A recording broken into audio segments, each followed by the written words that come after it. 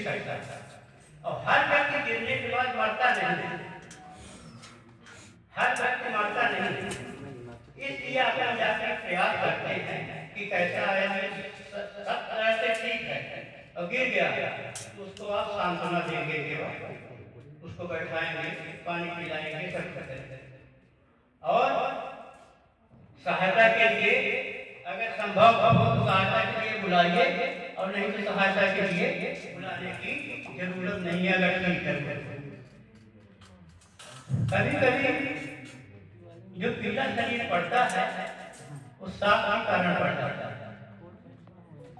जब साफ लगता है तब पीला पड़ जाता है। उसकी जो गतिविधियां हैं शरीर की सर्कुलेशन की, अचानक जो काम पड़ता है, अब आदमी कहीं जा रहा है, अगर शेर आ जाए तो क्या होगा, नकल करता हुआ कोई विद्यार्थी रहता है, उसके सामने टीचर एकदम से आ जाए तो क्या होगा, उसका चेहरा कहते हैं ठप पड़ गया। किसी की झूठ एकदम से पकड़ी जाती है तो उसका चेहरा, तो ऐसे व्यक्ति का चेहरा जो है पीला साफ हो जाता है, इसको भी ध्यान रखना पड़ेगा। और कभी कभी क्या होता है कि कैथेड्रल वगैरह ब्लॉक है, किसी भी कारण से आपके हृदय को खून की सप्लाई बंद कर दो, उसमें भी ये स्थिति आ जाता है। तो ऐसे समय में आप उसको लेटाएंगे, पहले प्रश्न पूछेंगे, नाड़ी देखेंगे, श्वास देखेंगे, फिर उसके अनुकूल आप उसको सहायता करेंगे। जिसकी जो जरूरत पड़ेगी उसकी वो सहायता करेंगे, नहीं करेंगे कि सांस भी देने लगे और नाड़ी भी देते लगे। अब सांस आदमी कहाँ देता है, सांस कहाँ पे जाता है शरीर, फेफड़ों में, और फेफड़ों में ये वेज ऑफ एयर क्या होता है, नाक से और फिर नलियों से फेफड़े में जाता है। तो उसको भी आप चेक कर लेंगे। जब आप उसको चेक कर लेंगे तो जब सामान्य रहता है इसको लेता इसकी गर्दन को थोड़ा सा टेढ़ा कर देते हैं, हल्का सा ऊपर कर देते हैं, जो टेढ़ा गर्दन कर देते हैं उससे उसकी सांस आसानी से आती जाती है। अगर सीधा रहता है और गर्दन उठी हुई रहती है तो उसमें से उसकी सांस बंद हो जाती है। तो इजी पोजीशन में लाने के लिए उसको लेटा दीजिए, लेटाने के बाद उसकी गर्दन थोड़ा दाहिने या बाएं की तरफ हल्के से मोड़ दीजिए तो वो आसानी से सांस लेना शुरू कर देते हैं। यदि आसानी से सांस शुरू नहीं करता है तो आपको सीपीआर देना है। अगर आसानी से वो सांस लेता है तो सीपीआर देने की जरूरत नहीं है।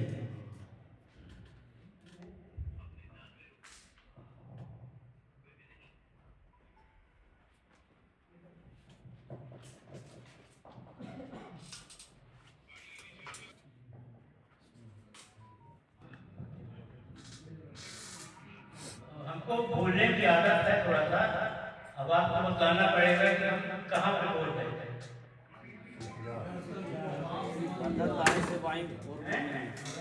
जो है ये पीएलएस का पार्ट है, जो हम प्रक्रिया कर रहे हैं। पीएलएस का करने के मतलब यह है कि अगर वो सामान्य रूप से ठीक हो जाता है, परिस्थिति अच्छी हो जाती है तो आपको पीएलएस करने की जरूरत, सीपीआर करने की जरूरत न पड़ेगी। यदि सीपीआर की जरूरत पड़ती है मतलब उसकी क्रिटिकल है। और ये जैसे आप कैसे जानेंगे कि इसको सीपीआर करना है, बताइए। अगर नेगेटिव बात कर बात बताइए कैसे जानेंगे। और वो बेहोश है तो उसको सीपीआर की जरूरत नहीं है।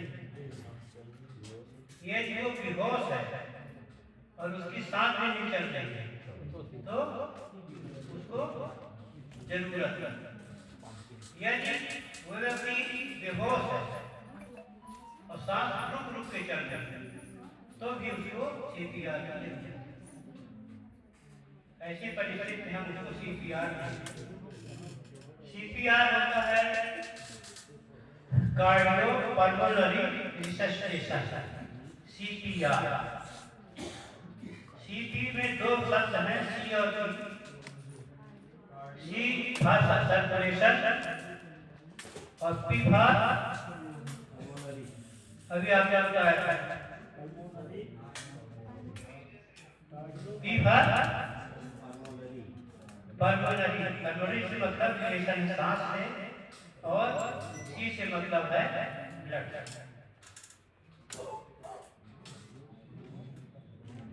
CPR आप देखें।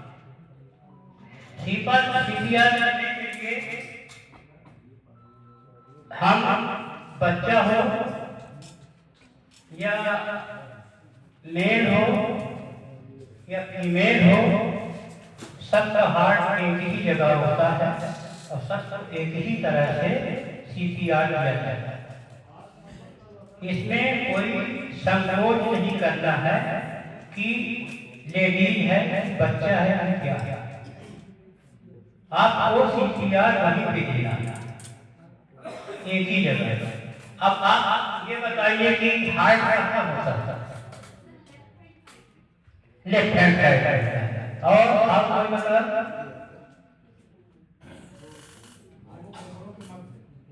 नहीं, लेफ्ट हैंड साइड में बहुत बड़ी होती है और हार्ट जो है छोटा होता है। अब हम इस टेबल में कह रहे हैं कि लेफ्ट साइड में पेन रखा है, तो लेफ्ट साइड कहाँ है? यहाँ से लेके यहाँ तक, राइट साइड में यहाँ से यहाँ, है ना? तो उसका, क्योंकि आपको उसका हार्ट करवाना, तो उसको आपको सही जानना चाहिए कि कहाँ है।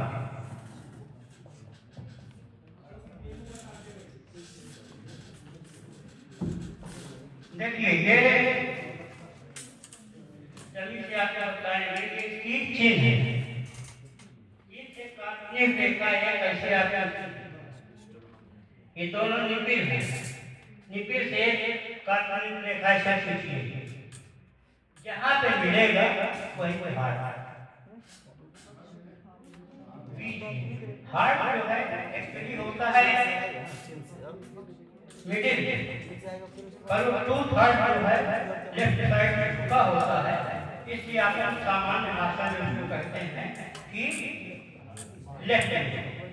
बात सही है ये, लेफ्ट हैंड बात करते हैं, लेकिन होता वो मिडिल है, टू थर्ड हिस्सा उसका लेफ्ट हैंड झुका होता है, इसलिए आप कहते हैं कि ये हार्ट है। अब इसमें क्या करना है कि अपन जैसे लेफ्ट में तो आपको पता चल गया हार्ट सब पैर जगह होता है, ये पता चल गया। अब इसके ऊपर कार्बाइड क्या करता है? हार्ट रिस्ट के नीचे रहता है और उसी को हमें चलाना है। तो चलाने के लिए हम उसके ऊपर कंप्रेशन करते हैं, क्योंकि वो सुरक्षित है, आसानी से उसमें आप दवा नहीं दे सकते हैं। तो उसको जो सामान्य लोग होते हैं, बच्चों को छोड़ के उनको अपन 5 सेंटीमीटर तक दबाते हैं। 5 सेंटीमीटर तक हार्ट जब दबता है तब उसमें ऊपर थोड़ी सी आपके दबाव का असर पड़ता है और वो कारगर है। यदि आप ऊपर से हल्का हल्का दबाते रहेंगे तो उसमें वो कारगर नहीं होगा। तो इसको करने के लिए अपन हाथियों को 4 ग्रुप में बांट देते हैं। 4 ग्रुप में बांट के उसके हिसाब से हम उसको कंप्रेशन देते हैं। कंप्रेशन कई प्रकार से देते हैं, कंप्रेशन का एक प्रकार नहीं है। तो कंप्रेशन देने के लिए हम उसको ग्रुप में विभाजित करते हैं। आदमी को एक ग्रुप में विभाजित कर देते हैं। आज जो बच्चा पैदा हुआ है और 1 महीने का उसका एज है तो वो फर्स्ट ग्रुप में, 1 महीने से 1 साल का जो बच्चा होगा वो सेकंड ग्रुप में होगा, 1 महीने से 8 साल का बच्चा उस थर्ड ग्रुप में होगा, और 8 साल से ऊपर के बाकी कोई भी होंगे वो सब फोर्थ ग्रुप में होंगे। तो इनके एज ग्रुप के हिसाब से हम कंप्रेशन देते हैं, हृदय पे दबाव देते हैं, ताकि उसको हम हार्ट को आंदोलित कर सके, चला सके, जो भी आप उसको बंद पड़े सोए हुए हार्ट को जगा सके, कोई भी आप कर सकते हैं। तो इसके करने के लिए आपको ग्रुप जो बने हैं चारों, तो जो फर्स्ट ग्रुप होता है 0 to 1, आज जो बच्चा पैदा हुआ है उससे 1 महीने तक का उम्र का जो बच्चा होगा उसको अपन 2 फिंगर कंप्रेशन, मिडिल फिंगर और रिंग फिंगर, 2 फिंगर से हम उसको कंप्रेशन देते हैं। कहाँ पे कंप्रेशन देंगे? अभी हार्ट कहाँ बताया बीच में है ना? तो यदि आपको ऐसे नहीं समझ में आता तो जो रिब्स रहती है वो बीच में हल्का सा आपको कर दे 2 अंगुल ऊपर आप उसमें दबाव दे सकते हैं। यदि आपका कोई शंका होगा इस तरह कर सकते हैं। तो जो फर्स्ट ग्रुप का है उसको आप 2 फिंगर कंप्रेशन देंगे, और सेकंड ग्रुप कितने साल का होता है? 1 महीने से 1 बार, बहुत बढ़िया। तो उसको आप कंप्रेशन जो देंगे वो अंगूठे से, क्योंकि जो 1 महीने का बच्चा रहता है उससे उसकी रिस्ट थोड़ा सा मजबूत हो। फिर इसके बाद आप थर्ड ग्रुप में आए। थर्ड ग्रुप कितने एज का होता है? 1 से 8। उसको आप 1 हैंड कंप्रेशन करते हैं, 1 हाथ से उसको कंप्रेशन करते हैं, और फोर्थ ग्रुप को दोनों हाथ। इसमें आपको सावधानी क्या करनी है कि कोई लेफ्ट हैंडर रहते हैं, कोई राइट हैंडर रहते हैं। लेफ्ट हैंडर कितने लोग हैं?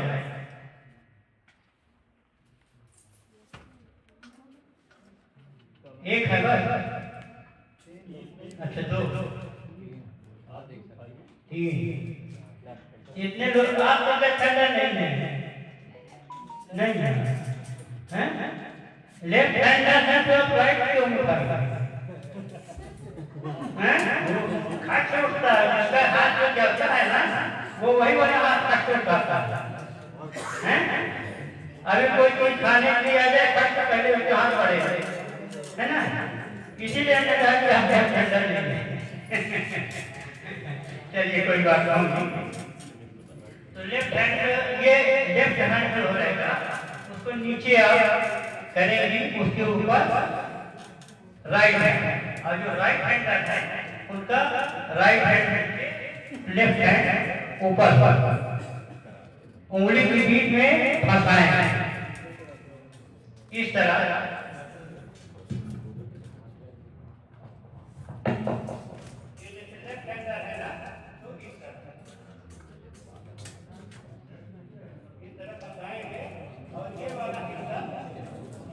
इसका जो नीचे का हिस्सा है ये वाला, इसी को आप हार्ट के ऊपर रखेंगे। सावधानी आपको ये करना है कि जो राइट हैंड है, जिनको राइट हैंड करता है उसको राइट हैंड नीचे करके फंसा के उंगली, और एल्बो जॉइंट, एल्बो ये वाला हिस्सा हाथ का कोहनी को आप मोड़ेंगे,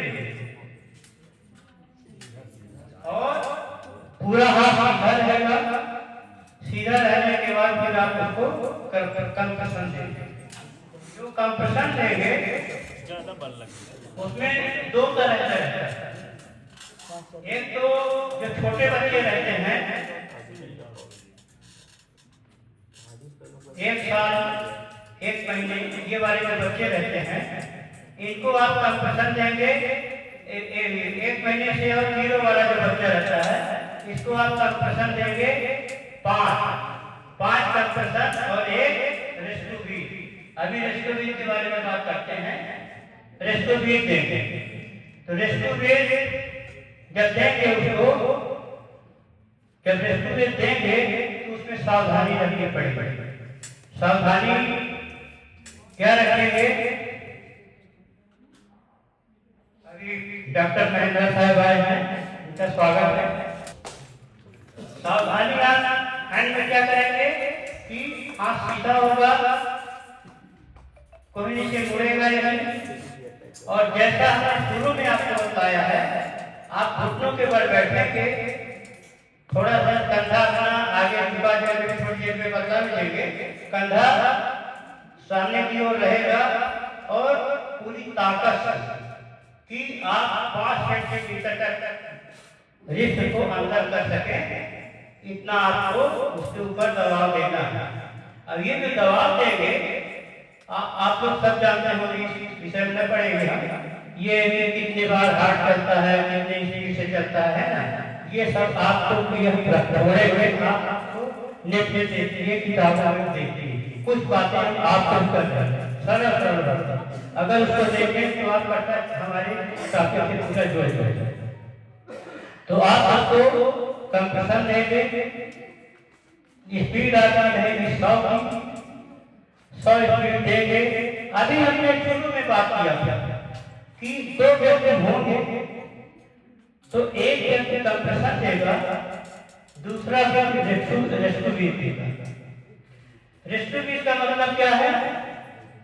हवा देगा। सबसे सरल क्या है? सांस देगा। मुंह से मुंह में सांस, सबसे सरल।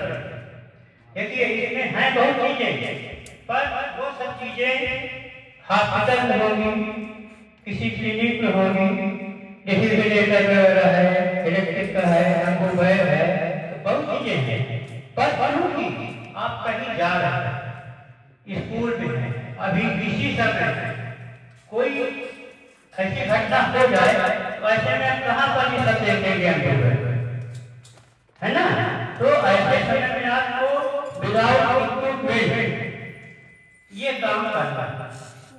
तो आप उसको हाथ से ही सब करेंगे।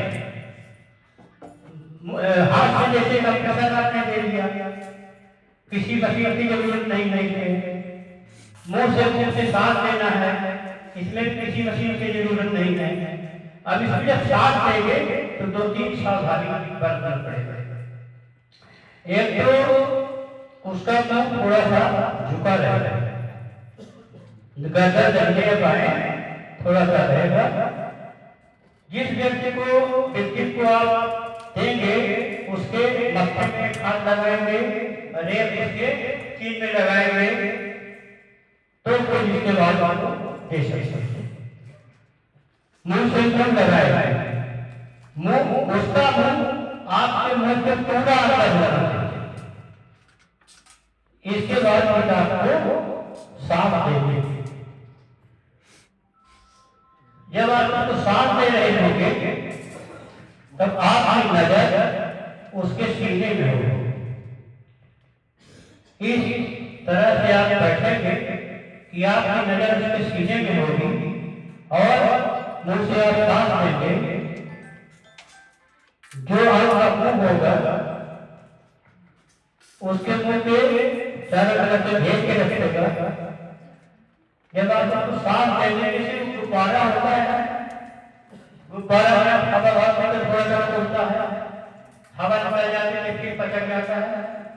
इसी तरह से आपका हार्ट भी होता है। यदि आपने सही ढंग से उसमें हवा डाली है तो ऊपर जाएगा, और जैसे आप थोड़ा देर के नीचे जाएगा तो आपका बराबर में कंप्रेशन के बाद 2 रिस्ट होगी। बच्चों में 5 कंप्रेशन के बाद 1 रिस्ट होगी।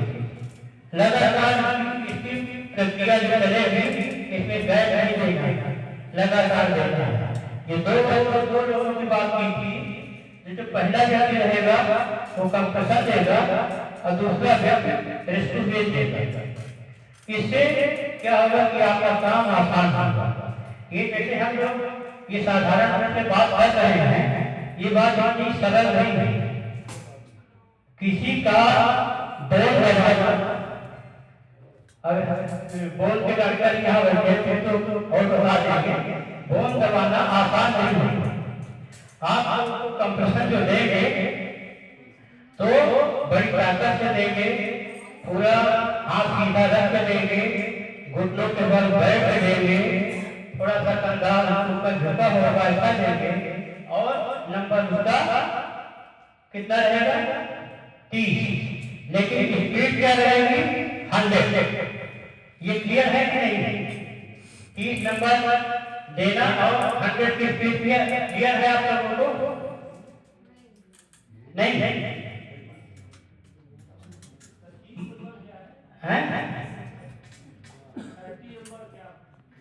कंप्रेशन दबाव देना है, 30 नंबर पे सांस देना है।